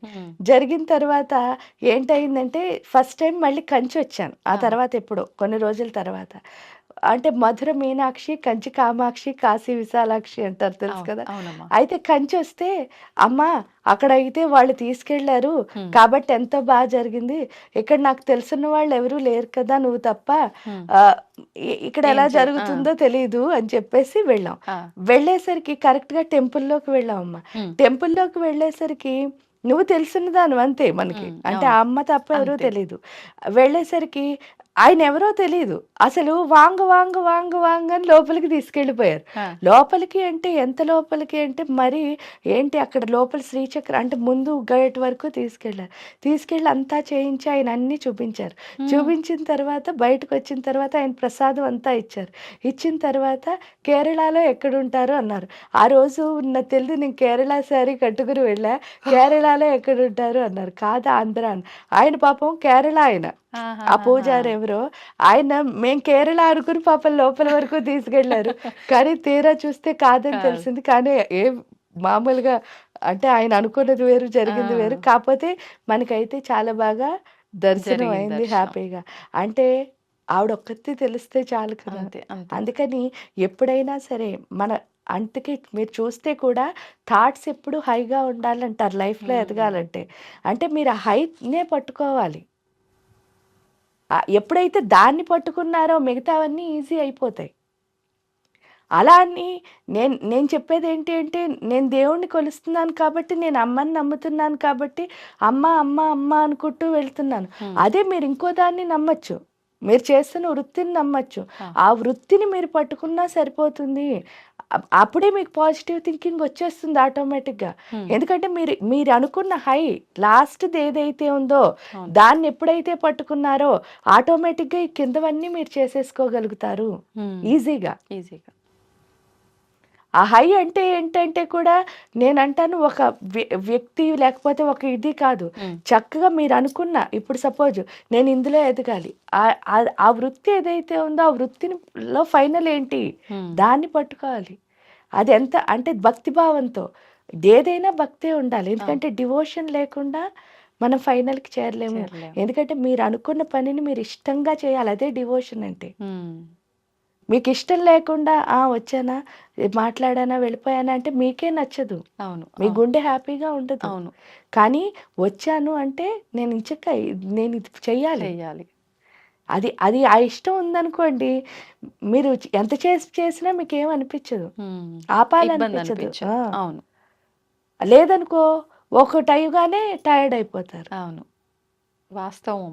రోజంతా ప్రతి ఒక్కరి లైఫ్ లో ఇది ఖచ్చితంగా ఎక్స్పీరియన్స్ చేస్తారు. ఒక్కటి అవగానే టైర్డ్ అయ్యామంటే మనకు అది ఇష్టం లేదు, దాన్ని వదిలేయడం బెస్ట్. అంతే. కానీ 24 hours చేసినా 25 hour ఎందుకు లేదు అనిపిస్తుంది చూసారా, అది మీకు ఇష్టం. ఈ స్థితి రావాలంటే చాలా ఓపిక, సాధన ఎన్నో ఉండాలేమో కదమ్మా. ఉండాలి. అన్నిటికంటే అవేం అక్కర్లే, మీరు చేస్తున్న పని మీరు అయిపోవాలి అంతే. మీరు ఏ పని చేయండి ఆ పని మీరు అయిపోవాలి. ఓకే. మీ ఐడెంటిటీ మీకు కనిపించకూడదు, మీ పనే మీకు కనిపించాలి. అది ఎప్పుడు కనిపిస్తుందో లైఫ్లో డెఫినెట్గా చాలా చాలా గొప్పగా ఎదుగుతారు. ఒక గోల్ ఉండాలి, ఆ గోల్ని రీచ్ అవ్వాలి అని అంటే ఇప్పుడు మీరు చెప్పినట్టుగా మన పని మనం చేసుకుంటూ పోవాలంతే. అమ్మ, ఇట్లా మన పని మనం చేసుకుంటూ పోతుంటాము. కానీ కొన్నిసార్లు అనిపిస్తూ ఉంటుంది, నేను ఎంత కష్టపడ్డా ఏం చేసినా, నేను చాలా జెన్యున్గా ఉన్నా, అన్ని రకాలుగా నేను కరెక్ట్గా నా వేలో నేను వెళ్తున్నా, కానీ నాకు ఏది ఫేవర్గా అవ్వటం లేదు, నా గోల్ని నేను రీచ్ అవ్వలేకపోతున్నాను అంటే నాకు అదృష్టం లేదేమో, నాకు ఇంతవరకే రాసి పెట్టుందేమో, ఇలా మాట్లాడుతూ ఉంటారు. నిజంగా అదృష్టం అనేది ఉంటేనే మన హార్డ్ వర్క్కి ఫలితం ఉంటుందంటారా? నేను దాన్ని ఒప్పుకొని ఇందాక చెప్పిన భారతమే చెప్తున్నా. అలా అనుకుంటే అసలు వాళ్ళు అడవుల్లో తిరుగుతూ కూడా అంటే ఫెయిల్ అయిపోయినట్టే కదా. అవును. ప్రతి క్షణం ఫెయిల్ చేస్తూనే వచ్చాడు కదా. అవును. ఎవరు? దుర్యోధనుడు. ప్రతి క్షణం ఫెయిల్. ఆఖరికి ఒక ఇల్లు కట్టించి అది లక్కిల్లు వాళ్ళని కాల్చడానికి ట్రై చేశాడు. అవును. రెండోసారి ఈ పాచికల్లో ఓడించాడు. మూడోసారి ద్రౌపది వస్త్రాపహరణం. అలా ప్రతిసారి ఆఖరికి పుట్టిన అభిమన్యుడిని వాళ్ళని కూడా చాలా ఇబ్బందులు పెట్టాడు. అప్పుడు మేము దురదృష్టవంతులమేమో అనుకున్న 5గురిలో ఎవరైనా అనుకున్నా, వాళ్ళ అమ్మ కుంతి అనుకున్నా, ద్రౌపది అనుకున్నా, సుభద్ర అనుకున్నా, ఈ పిల్లడు అభిమన్యుడు అనుకున్నా ఏమవుతుంది? ముందుకెళ్లే వాళ్ళు ముందుకు కాదు. వెళ్ళేవాళ్ళు కాదు. పైగా ఇంకోటి కూడా చెప్తాను నేను, ఉమ్, 100 మంది వాళ్ళు ఉండి ఉమ్, వీడిని లక్కింట్లో కాల్చాలి అని అనుకున్నారు అంటే ఉమ్. వాళ్ళు వీడికి భయపడుతున్నారా, వీళ్ళు వాడికి భయపడుతున్నాడా? అదే కదా. వీళ్ళు 5గురే. అవును, అంటే వాడే భయపడుతున్నాడు. ఎప్పుడైనా తప్పు చేసేవాడికే భయం భయం ఉంటుంది. ఉంటుంది. అవును. అప్పుడేంటి, వెనకాల నుంచి చెత్త పనులన్నీ చేయాలని ట్రై చేస్తారు. ఉమ్, రైట్ చేసేవాడు వాడి పని వాడు చేసుకుంటూ వెళ్ళిపోతాడు. ఉమ్, అదే అర్జునుడు వాళ్ళు. ఓకే. ఫైనల్ గా గెలుపు ఎవరిది అంటే అది. అవును. దురదృష్టం అంటే ఇప్పుడు ఇవన్నీ ఫెయిల్యూర్సే కదా మరి. అవును, అప్పుడు మేము దురదృష్టవంతులు అని వాళ్ళలో ఎవరు అనుకున్నా సరే ఏమవుతుంది, అంతే. ముందుకెళ్ళలేకపోయేవారు, వాళ్ళ గోల్ ని వాళ్ళు రీచ్ రీచ్ అవ్వలేకపోయేవారు. ఎప్పుడైనా మన బలహీనత అదే. ఉమ్, నేను లక్కీ కాదేమో అనుకోవడం. అవును. ఈ సృష్టిలో ప్రతి ఒక్కళ్ళు లక్కీవే, అదృష్టవంతులే. ఉమ్, ఎందుకంటే ఇక్కడ పుట్టానంటేనే అదృష్టవంతుడిని. ఎందుకంటే మనం అందరం లక్ష్మీదేవి బిడ్డలం. ఉమ్, చండీ అదే కదా చెప్తోంది, లక్ష్మి మీకు ప్రతి క్షణం రీసోర్స్ ఇస్తుంది, ఆ, దాన్ని అర్థం చేసుకునే శక్తిని పార్వతి ఇస్తుంది, ఉమ్, ఇది నా రీసోర్స్ అని. ఆ తర్వాత సరస్వతీదేవి ఇస్తుంది, ఈ వచ్చిన రీసోర్స్ని ఎలా ఉమ్, మీకు అనుకూలంగా మార్చుకోవాలి. ఉమ్, కాబట్టి లక్ష్మి, సరస్వతి, పార్వతి ముగ్గురు మీతోనే ఉన్నారు. ఉమ్, అప్పుడు మీరు దురదృష్టవంతులు ఎలా అవుతారు? అంతే కదా. ఈ సృష్టిలో ఎవ్వరూ దురదృష్టవంతులు కాదు, ఉమ్, ప్రతి ఒక్కళ్ళు అదృష్టవంతులే. మన బలహీనతే మనని ఫెయిల్ చేస్తుంది. చేస్తుంది. ఓకే. మనం అందుకని బలహీనత వదిలేసి బలాన్ని పెంచుకుంటే సరిపోతుంది. ఉమ్, ఎవరికైనా అంతే. చూడండి, చాలా మంది నా పైన వాళ్ళు ఏదో ప్రయోగం చేశారండి, ఆ, లేకపోతే నన్నేమో నాకు దెయ్యం పట్టిందండి, ఇలాంటివన్నీ చెప్తారు చూసారా, అవన్నీ బలహీనతలే. ఉమ్, అంటే మనలో ఉన్న బలహీనత పోవాలంటే మనం పెంచుకోవాల్సిన శక్తిని కదా. శక్తిని. అప్పుడు మంత్ర సాధన చెయ్యమ్మా, నీకు అవన్నీ ఎందుకంటే ఎప్పుడైతే నువ్వు ఇంకోళ్ళ మీద నీ బలహీనతను ఆపాదించేస్తున్నావో, అవును. దుర్యోధనుడు తప్పు చేశాడు అన్నది ప్రపంచానికి తెలుసు. ఉమ్, కానీ భీముడు ఏమి దానికోసం అమ్మో దుర్యోధనుడు నన్ను చంపేస్తాడేమో అని భయపడలేదు. అవును. పైగా వాళ్ళకు ఓ వరం కూడా ఉంది, 5గురిలో ఫస్ట్ వాడిని ఎవరు చంపారో మిగతా 4గురిని వాడే చంపుతాడు. ఉమ్, అంటే 5గురు ఉన్నారు, వాళ్ళు బలవంతులు. అవును. 5గురిలో ఒకడు ఫస్ట్ వాడిని చంపిన వాడే మిగతా 3గురిని చంపుతాడని. ఉమ్, అది ఎవరు అన్నది ఎవరు కనిపెట్టలేకపోయారు, కానీ అది భీముడు. ఓ, ఫైనల్ గా దుర్యోధనుడిని కూడా చంపాడు. కానీ భీముడికి తెలుసు కదా, ఉమ్, నేనే వాళ్ళని ఒక్కొక్కళ్ళని మట్టు పట్టించానని. అవును.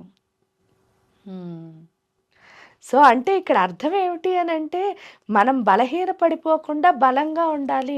ఆ బలంగా ఉండడానికి మీరు ఏ విధంగా, ఇప్పుడు చూడండి, మంత్ర సాధన చేయడం ద్వారా శక్తి వస్తుంది. అవును. అంతేకాకుండా ఇప్పుడు కొంతమంది మోటివేట్, ఎవరైనా మాట్లాడితే వింటూ ఉంటే వింటూ వాళ్ళు మోటివేట్ అవుతారు. అలా లేదా మీకు మీరు చెప్పుకునే స్థితి ఉంటుంది, ఉమ్, అది గొప్పది. ఎప్పుడు మిమ్మల్ని మీరు సమాధానపరుచుకునే స్థితి, ఉమ్, అది ఇంకెక్కడికి వెళ్ళక్కర్లేదు. హాయిగా మీరు కూర్చుని మిమ్మల్ని మీరే సమాధానపరచుకోవచ్చు ప్రశాంతంగా. ఉమ్, ఇలా మీకు ఏ విధంగా నప్పితే ఆ విధంగా మీ శక్తిని పెంచుకోవాలి తప్ప బలహీనులు అయిపోకూడదు. ఇప్పుడున్న పరిస్థితి బలహీనులు అవడం వల్ల వచ్చింది తప్ప దురదృష్టవంతులు అన్నవాళ్ళు ఈ భూమి మీద ఒక్కళ్ళు కూడా ఉండరు. ఓకే. అంటే ప్రతి ఒక్కరు అలా భావన చేసుకుంటున్నారు, అలా ఇంకా వీక్ అయిపోతున్నారు అంతే. అంతే. అది తెలుసుకుంటే అందరూ ముందుకెళ్ళొచ్చు ఆ భయం నుంచి బయటపడి. అమ్మ, మనకు ఆషాఢ మాసంలో తొలి ఏకాదశి ప్రారంభం అవుతోంది. అప్పటి నుంచి పండుగలన్నీ కూడా ప్రారంభమవుతాయి. అంటే మన ప్రతి నెలలో మనకి 2 ఏకాదశులు వస్తాయి. మన సనాతన ధర్మంలో ఏకాదశికి ఒక ప్రత్యేకమైన ప్రాధాన్యత ఉంది. మరి ఈ ఏకాదశికి మాత్రం ప్రత్యేకించి చాతుర్మాస దీక్షలు ప్రారంభమవుతాయి, విష్ణుమూర్తి ఆరాధన ప్రారంభమవుతుంది. ఏంటమ్మా, దాని గురించి వివరించండి. తొలి ఏకాదశి అంటే అందరూ మొదటగా వచ్చే ఏకాదశి అని చెప్తారు. కానీ తొలి ఏకాదశి అంటే ఏంటంటే ఉమ్, తొలకరి వాన ఓ, స్టార్ట్ అయ్యే టైము, అందుకని ఫస్ట్ ఏకాదశి. ఉమ్, ఈ ఆషాఢ మాసం అన్నది మీరు చూస్తే శూన్యమాసం, ఇక్కడి నుంచే మొదలవుతుంది రోజులన్నీ. అవును. ఆషాఢం, శ్రావణం, భాద్రపదం, ఆశ్వీజం, కార్తీకం. ఆ, ఈ ఆశ్వీజ కార్తీక మాసాలు చాలా గొప్ప మాసాలు. ఉమ్, ఎందుకు అంటే ఏ సాధకులకైనా సిద్ధినిచ్చే మాసాలు. అందుకే ఆశ్వీజ పౌర్ణమి నుంచి కార్తీక పౌర్ణమి వరకు ఉన్న నెల రోజుల రాత్రుల్ని ఉమ్, బృందావనంలో అయితే రాసని చేస్తారు, మామూలుగా వాటిని సిద్ధరాత్రులు అని పిలుస్తారు. అందుకే మీరు చూడండి, కాలరాత్రి, మహారాత్రి, మోహరాత్రి. ఆ మోహరాత్రులు అని ఈ నెల రోజుల్ని Hmm. ఏంటి అంటే మనలో ఉన్న ఆకర్షణలన్నీ పోయే రాత్రులు. ఆ. మీరు చూస్తే కూడా ద్వాదశి వరకు, క్షీరాబ్ది ద్వాదశి వరకు ఈ చాతుర్మాస దీక్షలు జరుగుతాయి. Hmm. ఎందువల్ల అంటే ఇవి చేసుకోవడం ద్వారా ఆ సమయంలో దీక్ష, భాద్రపద మాసం మళ్ళీ శూన్యమాసం, ఆషాఢ మాసం శూన్యమాసం. శూన్యమాసం. ఈ శూన్యమాసాల్లో సాధన చేయడం ద్వారా బోళ్ళంతా మంచి అంటే ఏంటి అంటే శక్తి అన్నది బాగా వస్తుంది. అంటే దేవతారాధనకి. దేవతారాధన వల్ల. అంతేకాకుండా అవేమో మోహరాత్రులు, మనలో ఉన్న ఆకర్షణలు. జనరల్గా ఏంటి అంటే సాధకుడికి ఆకర్షణలను వదిలేయడం, దైవం వైపు ముందుకు వెళ్ళడం, ఈ మొత్తం ఈ మాసాలన్నీ ఏం చేస్తున్నాయి, ఈ 4 నెలల కాలం మన్ని అక్కర్లేనివన్నీ వదిలించేసి ఆధ్యాత్మికంగా ఎదగడం. ఆషాఢ మాసం నుంచి మనకి భాద్రపద మాసం ఎండింగ్ వరకు చేస్తే ఆశ్వీజ కార్తీక మాసాలు దేవతను చేరుకోవడానికి ముందుకు తీసుకువెళతాయి. అందుకని ఈ 4 నెలల కాలాన్ని దీక్షగా పట్టి సాధకులు ఏం చేస్తారు అంటే మంత్ర సాధన చేసుకుంటూ ఇంకా వాళ్ళు పూర్తిగా మంత్ర సాధనలోనే ఉంటారు. ఆ ఉండడం ద్వారా ఏమవుతుంది అంటే వాళ్ళకంటూ ఒక మంత్రం ఉంటుంది. ప్రతి సాధకుడు ఎన్ని మంత్రాలు చేసినా వాళ్ళకి అంటూ ఒక మంత్రం ఉంటుంది. గురువు మెయిన్గా ఇచ్చిన మంత్రం. ఆ మంత్రాన్ని పూర్తిగా ఆ 4 నెలల కాలం పాటు సాధన చేయడం ద్వారా ఆ మంత్ర దేవతకి దగ్గర అవడం. ప్లస్ ఏంటి అంటే ఆ టైంలో తిండిని కొంచెం తగ్గిస్తారు. ఎందువల్ల తిండి ఎక్కువ తినడం వల్ల బద్ధకం అన్నది పెరిగి నిద్ర అన్నది పడుతుంది. కానీ ఏంటంటే నిద్ర తిండి తగ్గించి అంటే శరీరానికి సంబంధించిన సుఖాలని తగ్గించి పూర్తిగా కష్టపడి దేవత వైపు వెళ్ళడానికి చేసేదే ఈ చాతుర్మాస్య దీక్ష. అమ్మ, ఇప్పుడు భగవంతుడు యోగ నిద్రలో ఉంటాడు అని అంటారు. కొంతమంది నిద్రపోయిన తర్వాత భగవంతుడు మా కోరికలు ఎలా తీరుస్తారు అని మూర్ఖంగా మాట్లాడుతుంటారు. అసలు ఏంటమ్మా దాని గురించి వివరణ? యోగ నిద్ర అంటే నిద్రపోవడం అని కాదు, ఆయన పూర్తిగా ఎందులో అంటే ధ్యానంలో ఉండడం అని. ఇప్పుడు మనమైనా యోగ నిద్ర అంటే అదే కదా, కామ్గా అంటే మనస్సుని పూర్తిగా ఆపేసి ఉండడం. అలాంటప్పుడు విష్ణుమూర్తి నుంచి మనకు వచ్చే శక్తి ఏదైతే ఉంటుంది అంటే విష్ణుమూర్తి మనలో ఉన్న మాయల్ని తొలగిస్తాడు. కాబట్టి ఆయన యోగ నిద్రలో ఉన్న టైంలో చేయడం ద్వారా మనలో ఉన్న మాయల్ని పూర్తిగా తొలగించుకోవడానికి. ఎందుకంటే జనరల్గా మనం అబద్ధంలో ఎక్కువ ఉంటాం, నిజంలో తక్కువ ఉంటాం. ఇక్కడికి వచ్చేసరికి ఏంటి అంటే అబద్ధాన్ని వదిలేసి నిజం వైపు వెళ్ళే స్థితి అన్నది మనకి విష్ణుమూర్తి నేర్పిస్తాడు. పైగా ఏంటి అంటే మన లోపల విష్ణు గ్రంథి అని ఒక గ్రంథి ఉంటుంది. ఈ మణిపూర్ అనాహత చక్రాలను కలుపుతూ ఆ విష్ణు గ్రంథి విభేదన అయితేనే సాధకుడు ముందుకు వెళ్ళడానికి అవకాశం ఉంది. కాబట్టి ఆయన యోగ నిద్రలో ఉన్నప్పుడు ఆయన ధ్యానం చేయడం ద్వారా ఆయన శక్తికి మనం ఏమవుతాం, పూర్తిగా కనెక్ట్ అయిపోతాం. ఎప్పుడైతే కనెక్ట్ అయ్యామో ఏంటి అని అంటే వీళ్ళు ఆయన కోరికలు తీర్చడానికి చేసేది కాదు సాధన. ఫస్ట్ మనం అర్థం చేసుకోవాలి, కోరికలు ఏమీ లేకుండా చేసుకోవడానికి చేసేదే సాధన. కాబట్టి ఇంక మూర్ఖత్వంగా మాట్లాడడానికి ఏం లేదు. ఎప్పుడైతే విష్ణువుతో మనం కనెక్ట్ అవుతామో మాయలకు వెళ్లకుండా పూర్తిగా మనం నిజం, ఆ నిజం ఏమిటి అంటే తల్లి. అందుకే మధుకైటపుల్ని చంపినప్పుడు ఆ తల్లినే ఆయన దింపుతాడు యోగ నిద్రలోంచి బయటకు వచ్చి. ఫస్ట్ అధ్యాయం అదే చండీ సప్తశతిలో. ఎప్పుడైతే ఆ తల్లి వస్తుందో ఆ తల్లి ఏం చేస్తుంది, వీళ్ళిద్దరిని హతమారుస్తుంది. ఇక్కడికి వచ్చేసరికి ఏంటి అని అంటే అది ఆ కనెక్షన్ అన్నది మనకి ఎప్పుడైతే ఏర్పాటు చేశాడో, నిజం అమ్మ ఎందుకండి అని అంటారు. అంటే ఈ సృష్టిలో ఎవరికైనా ఒకే ఒక నిజం, అది తల్లే. ఆ ఒకే ఒక ఏంటంటే ఆ కడుపులోంచి నేను వచ్చానన్నది ఒక్కటే మనకి నిజం, మిగతావన్నీ నమ్మకాలే. అంటే విష్ణు మాయని తొలగించి ఆ తల్లితో కలుపుతాడు అనమాట. ఎప్పుడైతే కలిపాడో అందుకే మనకు వచ్చేసరికి కార్తీక మాసం ఎండ్ అయి మనం దీక్ష విరమించే టైంకి ఏంటి అంటే ఆ రాధాదేవి శక్తిలో మనం కలిసిపోతాం. అమ్మ, ఇప్పుడు మీరు చెప్పినట్టుగా అంటే మన ఫోకస్ అంతా కూడా ఆరాధన పైన ఉండాలి కాబట్టి ఈ ఆహారం తినకూడదు అనే నియమ ఏకాదశి రోజు. కొంతమంది చెప్తారు ఆ రోజు అన్నం కనుక తింటే అది విషంతో సమానం, విషతుల్యమైనది అని చెప్పి. అంటే మనం అలా ఉండడం కోసం ఇలా ఒకటి ఏదైనా దానికి లింక్ చేసి చెప్తే ఉంటారు అన్న ఒక ఉద్దేశమా, ఎలా తీసుకోవచ్చు అంటారు? యాక్చువల్గా ఏంటి అంటే దేని మీద వ్యామోహం ఉండకూడదు. అన్నిటికంటే ఫస్ట్ వ్యామోహం తిండే. ఎందుకంటే ఈ రుచి లేకపోతే నేను తిన్నాను దానికి చాలా ఎడిక్ట్ అయిపోతారు జనం. అది ఎంత తిండి మీద మనకి వ్యామోహం ఉంటుందో అంత భగవంతుడికి దూరం అయిపోతాం. భగవంతుడు అంటే ఏంటంటే డివినిటీ ఏదైనా సరే, ఇందాక చెప్పినట్టు యాదేవి సర్వభూతేషు వృత్తి రూపేణ సంస్థిత, ప్రతి వృత్తిలోనూ ఆ తల్లి ఉంది భగవంతుడి రూపంలో. మనకేంటి అంటే అది ఈ రుచులు ఎంత ఎక్కువ మనం తీసుకుంటున్నామో అంత లిమిటేషన్స్ అన్న వచ్చేస్తాయి మనకి. అంటే మనం వ్యాపించడానికి ఉండట్లేదు. అంటే ఎప్పుడు లిమిట్ అయిపోతున్నాం. కానీ మన ఆలోచన ఎప్పుడు వ్యాపక శక్తి ఉండాలి. అంటే పెద్ద పెద్ద ఆలోచనలు మనకి రావాలి అంటే బుర్ర బాగా పనిచేయాలి కదా. అవును. మనం ఈ రుచులకి ఎప్పుడైతే లిమిట్ అయ్యామో బుర్ర మందబుద్ధి, సూక్ష్మ బుద్ధి రాదు. అందుకని వాళ్ళు ఏం చేశారు అంటే తిండి మానేమని. అంతేకాని మీకు వ్యామోహం లేదు. ఇప్పుడు మీరు అన్నం తిన్నా ఒకటే, రొట్టె తిన్నా ఒకటే, ఇంకోటి ఏదో తిన్నా ఒకటే. ఆ టైంకి తినాలంటే తింటారు, అంతే. తినకూడదంటే తినరు. అలా ఉన్నారనుకోండి, అప్పుడు మీరు తిన్నా తినకపోయినా ఏం పర్వాలేదు. అవును, అవును. కానీ ఖచ్చితంగా నాకు ఇది కావాలి, ఇది లేకపోతే నేను తిన్ను. చాలా మంది అసలు పొద్దున్న లేచిన దగ్గర నుంచి ఆ తిండి కోసమే బోళ్ళని పాటలు పడేవాళ్ళని కూడా మీరు చూస్తారు. అవునవును. సో అలా ఉన్న వాళ్ళకి ఒక బ్రేక్ అన్నమాట. ఎప్పుడైతే ఇచ్చారో అది ఆపితే ఏమవుతోంది వాళ్ళ మెదడులో అన్నది వాళ్ళకి అర్థమవుతుంది. ఓకే. ఎందుకు అని అంటే అది ఎక్కువ మనం ఎప్పుడైతే ఆ రుచి మీద వ్యామోహం పెట్టుకున్నామో మనం లిమిట్ చేసేసుకోవడం వల్ల బుద్ధి అన్నది మందగిస్తుంది. ఆ మందగించిన బుద్ధిని సూక్ష్మ బుద్ధి కింద మార్చుకోవడానికే వాళ్ళు ఇవి చెప్పారు. పైగా ఉపవాసం అంటే తిండి మానేయని కాదు, దగ్గరగా ఉండు. ఉపవాసం దగ్గరగా ఉండు, భగవంతుడికి దగ్గరగా ఉండు. ఆ దగ్గరగా ఉండే స్థితి మీకు తిన్నా ఉందనుకో తప్పకుండా ఉండొచ్చు. లేదనుకో మనకు అది వచ్చే వరకు ట్రై చేయాలి. అది ఇక్కడ. ఓకే అమ్మ, ఇప్పుడు మీరు అన్నదాన్ని బట్టి నాకు అనిపించింది ఏంటంటే, సాధారణంగా పెద్దవాళ్ళు చెప్పే కొన్ని కొన్ని పదాల్లో ఏం చేసినా మనం కష్టపడేది అంటే బట్ట పొట్ట కోసమే కదా. ఈరోజు మనం తినకుండా తర్వాత ఫ్యూచర్లో పెద్దవాళ్ళు అయిన తర్వాత తిందామన్నా అప్పుడు తినలేము అని చెప్పి అంటూ ఉంటారు. దీన్ని ఎలా తీసుకోవచ్చు అంటారు? అంటే తినడం అన్నది ఎందుకు అంటే పొట్ట కోసమే. అంటే పొట్ట నిండి ఇప్పుడు సపోజ్ చూడండి, పొద్దున బ్రేక్ఫాస్ట్ చేశారు, అది పొట్ట కోసమే. మధ్యాహ్నం లంచ్ చేశారు, అది పొట్ట కోసమే. రాత్రి డిన్నర్ చేశారు, అది పొట్ట కోసమే. కానీ ఆ తర్వాత కూడా పొట్ట కోసమే మీరు ఏం చేస్తున్నారు? దాని వైపే పరుగులు తీస్తున్నాం. మీరు అన్నీ వదిలేశారు, ఇంకేంటి అంటే పొట్ట కోసం అంటే ఆ పొట్ట కోసం కావాల్సినంతే మీరు తెచ్చుకోవాలి కదా. అవును. అంటే మీరు దాని వైపు ఫోకస్ లేదు మీకు అసలు. అవును.